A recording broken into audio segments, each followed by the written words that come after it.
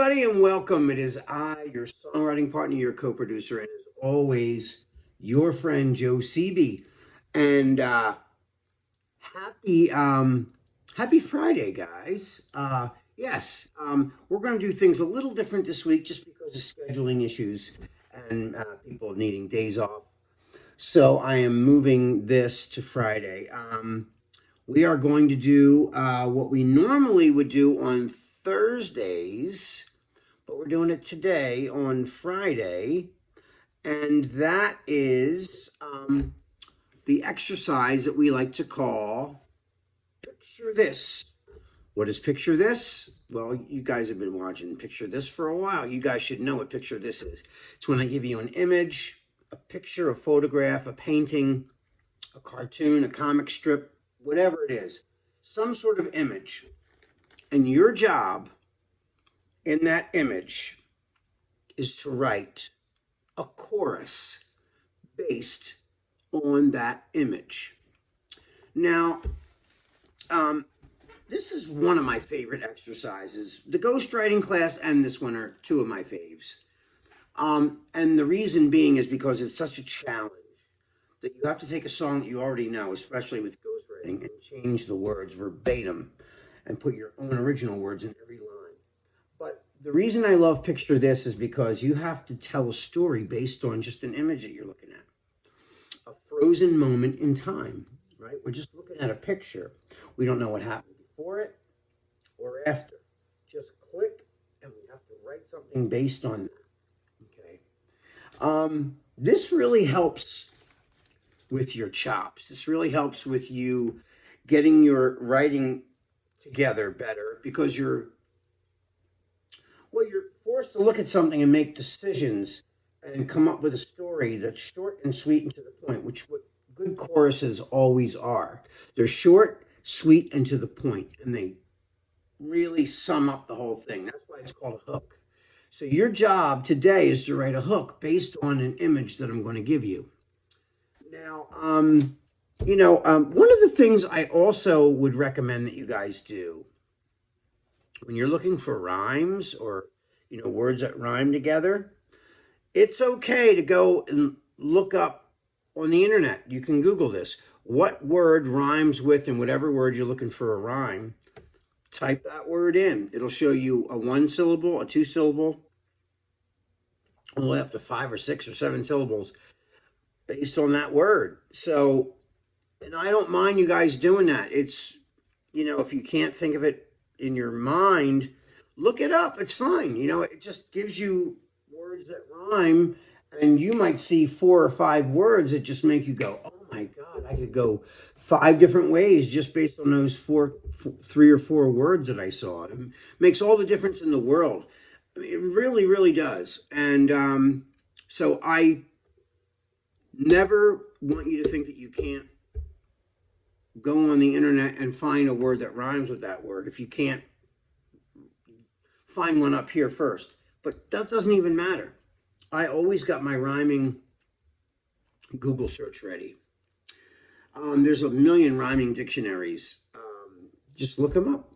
Or, I have a little book of rhyming dictionaries, but I don't use that anymore because I got the internet right here. So it's so much easier to do that rather than, go through a book when I just need that one word I know I'm going to use for a rhyme. So anyway, this really helps because as a songwriter, it's your job to make feelings come out of words. And what better way to come up with feelings than through a photograph of some sort, And some of the pictures I give you guys are funny or sad or tragic or just kind of abstract, and you have to come up with something that's more definitive based on the picture. But, I'm always looking for something interesting in the photograph, something that tells a story without saying any words, and that's the whole point. Your job is to bring words to a picture that pretty much tells a story on itself without really, but the story could be a million different ways. You can make it go, several different routes. It doesn't matter. So you look at a photograph and you say, man, what could I say about that? Well, there's a million ways you can go. Now, why do we do this? Well, I'll tell you why. Because sometimes you don't just feel dripping with inspiration, and you need something as a catalyst to push you forward to come up with something that's creative. You don't always feel, I don't always feel creative. And, but when I'm forced to work between the hours of 4:30 to 7:30, and people are coming over for songwriting session, I have to have a lot of ideas in my stable. Do you know what I mean? And I don't always feel like I'm ready to just throw out, you know, tons of inspired, mesmerizing lyrics. I need to go somewhere mentally to get myself prepared to write songs, prepared. And I think that when we were doing this, even back at the studio, I really loved the fact that we would, listening to everybody. Like I would show you guys a photograph, and then everybody would come up with a title for that picture.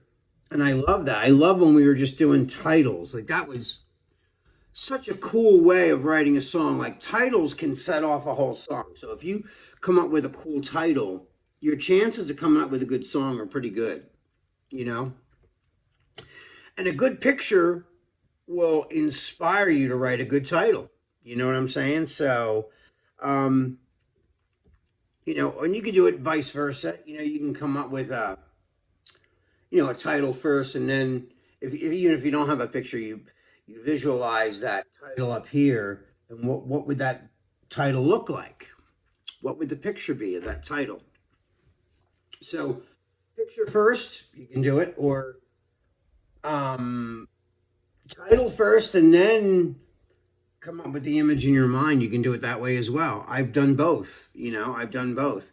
But I used to love in class though when we had the big TV screen and we would look at screensavers, and the pictures would change every couple of minutes, but they would fade in and then fade out, and a new picture would come in, and we would stare at those pictures, and then we would come up with an idea or a song title just based on whatever image came up. One time it was like a rain thing in the forest. It was like spring rain or something. Or I saw one. It was like a photograph of Arizona at sundown. It was, and somebody in class called it "Lost in the Beautiful." I thought that was really cool, and that can go so many ways. It doesn't have to be about the picture itself. I mean, you know, when you meet somebody new and you're in love, you're lost in their beauty. So it could be that. It was just the picture was the catalyst for the idea to continue. You know what I mean? So anyway, what I'm going to do right now is I'm going to show you this photograph that I based. I'm going to show you my lyrics, and then I can't wait to see what you guys write for this as your exercise. So anyway, here is the photograph.